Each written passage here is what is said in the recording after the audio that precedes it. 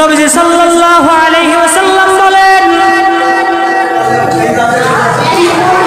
আল্লাহ রাব্বুল আলামিন আমার উম্মতকে এই রমজান মাসে এমন 5টা বৈশিষ্ট্য দান করছেন যা অন্য অন্য নবীর উম্মতদেরকে রব্বুল আলামিন দান করে নাই।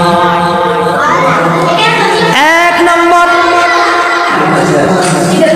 রব্বুল আলামিন ঘোষণা করে দিয়েছেন, নবীজি বলেছেন, যদি কোনো ব্যক্তি রমজান মাসে রোজা রাখার কারণে তার মুখের ভিতরে দুর্গন্ধ হয়, রব্বুল আলামিন বলেন এই দুর্গন্ধ আমি রব্বুল আলামিনের কাছে মিশক আম্বরের চাইতে অধিক প্রিয়। সুবহানাল্লাহ। 2 নম্বর, রব্বুল আলামিন ঘোষণা করেন, হে নবী আপনি বলে দেন আমার কোন বান্দা বান্দি যদি খাঁটি দিলে আমাকে সন্তুষ্টি করার জন্য রোজা রাখে, তখন ফেরেশতারা ওই রোজাদার ব্যক্তির জন্য ইফতারির আগ মুহূর্ত পর্যন্ত রহমতের দোয়া করতে থাকে। ফেরেশতারা বলতে থাকে, আয় আল্লাহ, এই বান্দা শুধু আপনার সন্তুষ্টির জন্য রোজা রেখেছে, আপনি তার প্রতি রহম করুন, তাকে আপনি ক্ষমা করে দিন।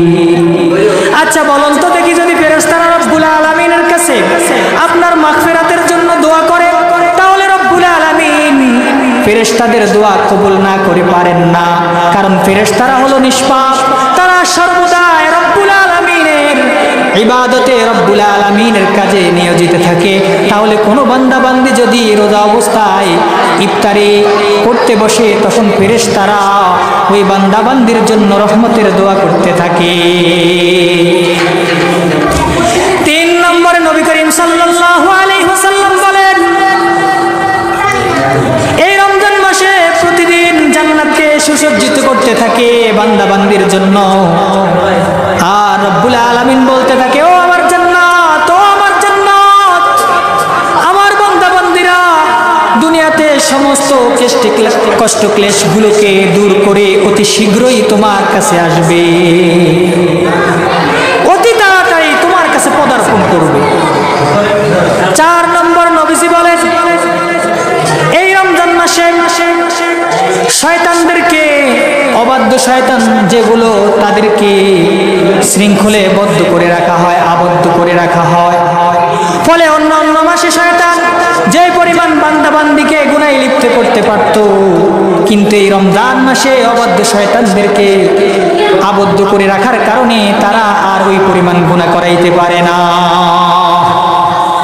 এখন বলতে পারেন, হুজুর অনেক কত দেখি রমজানের বাইরে যে গুনাহে লিপ্ত থাকে হুবাহু ওই গুনাহটাই আবার রমজানের ভিতরে করে।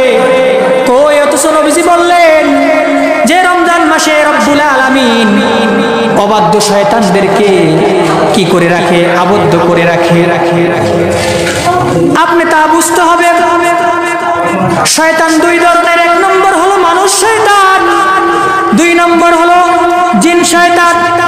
যদি মনে করেন এই ব্যক্তি রমজানের বাহিরে যে পরিমাণ গুনাহ করত, রমজানের ভিতরে হুবাহু ওই গুনাহ করে, তাহলে মনে করতে হবে এটা মানুষরূপী শয়তান। এটা কি? মানুষরূপী শয়তান, এটা প্রকৃতপক্ষে মানুষ না। 5 নম্বর, রব্বুল আলামিন বলেন, আল্লাহ রাসূল সাল্লাল্লাহু আলাইহি ওয়াসাল্লাম 5 নম্বর ঘোষণা করেন, রোজাদার ব্যক্তি রোজার পরে রব্বুল আলামিন তাকে ক্ষমার ঘোষণা করে দেন। সুবহানাল্লাহ। 5 নম্বর, রোজার পরে রব্বুল আলামিন ওই ব্যক্তিকে ক্ষমার ঘোষণা করেন যে বান্দা তুই আমার সন্তুষ্টির জন্য 1টা মাস রোজা রাখছো, যা আমি রব্বুল আলামিন তোকে জাহান্নাম থেকে ক্ষমার ঘোষণা করলাম। সাহাবায়ে কেরাম জিজ্ঞাসা করেন, ইয়া রাসূলুল্লাহ, ইয়া হাবিবাল্লাহ, এটা কি শবে কদরের রাত্রে নাকি? তখন নবী করিম সাল্লাল্লাহু আলাইহি ওয়াসাল্লাম বলেন, না না, নিয়ম হলো মজদুরির কাজ শেষ হওয়ার পরে তাকে তার পারিশ্রমিক দিয়ে দেওয়া।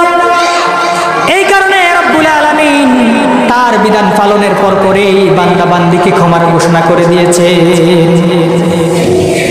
তাহলে কি পরিমাণ রব্বুল আলামিনের দয়া, কি পরিমাণ অনুগ্রহ বান্দা বান্দির প্রতি।